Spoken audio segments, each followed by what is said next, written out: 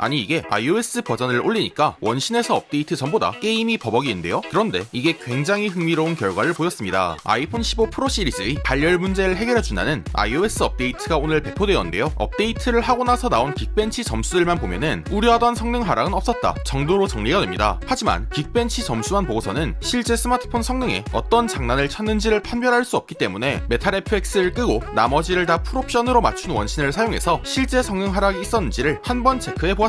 그런데 테스트를 해봤더니 기기를 잘 시키고 게임을 해도 업데이트를 하니까 갑자기 잘 렉이 생기더라고요. 테스트 방식의 경우에는 극후반부 맵 폰타인 옷돈산 서쪽 워프 포인트에서 반대쪽 끝부분 집까지 왔다 갔다 하면서 개발용 프로그램인 엑스코드를 사용해서 프레임을 측정했고요. 일단 업데이트 전 풀옵션 원신을 한번 구동해서 프레임과 온도를 따고 iOS 업데이트를 해준 다음에 다시 한번 원신을 같은 맵에서 같은 풀옵션으로 돌려서 프레임과 온도의 변화가 발생했는지를 체크해보았습니다. 그런데 업데이트 직후에 원신을 돌렸더니 갑자기 게임이 버벅여서 굉장히 당황했는데요. 그래서 여러 번 테스트를 해봤는데 여기서 재밌는 현상을 하나 발견할 수 있었습니다. 바로 잘렉이 생길 때마다 개발자용 성능 체크 프로그램에서 낮은 메모리 경고가 나왔다는 것인데요. 이게 업데이트 전에는 한 번도 볼 수가 없었던 현상이라서 이게 업데이트 직후에 정리한다고 리소스가 좀 사용되고 있구나 싶더라고요. 그래서 1시간을 기다렸다가 다시 벤치마크를 돌렸더니 그 결과 업데이트 전과 업데이트 1시간이 지난 후 양쪽 모두 프레임은 놀라울 정도로 60프레임을 잘 유지해 주었고요. 막 성능을 몰래 반토막에서 3분의 1 토막 내서 30프레임도 겨우 나온다든지 그런 현상은 전혀 발생하지 않고 매우 부드러운 모습을 보였습니다. 특히 15분 테스트가 끝나고 나서 그냥 개인적으로 최신 캐릭터 느비에트 재료 파밍을 해야 해서 기기를 시키지 않고 폰타인 최신 맵에서 전투를 하면서 좀 돌아다녀 봤는데 이때도 풀옵션 60프레임을 잘 유지해주는 모습을 보이더라고요. 마지막으로 온도의 경우에는 업데이트 전후 둘 다 20도 전후로 테스트를 시작해서 15분 뒤 온도는 45도까지 갔는데 따라서 이번 업데이트로 고사양 앱 구동 시 발생한 발열은 줄이지 못한 것으로 보입니다. 따라서 이번 iOS 업데이트는 진짜 가벼운 앱을 사용할 때 말도 안 되는 상황에서 폰이 뜨거워진 현상만 해결해준 것으로 보이고요. 그러니까 사실상의 발열 버그 해결 정도로 보시면 될 것 같고요. 고사양 앱 구동 시에는 큰 영향이 없는 것으로 보이기 때문에 사용자분들께서는 안심하시고 업데이트를 진행하셔도 될 것으로 보입니다.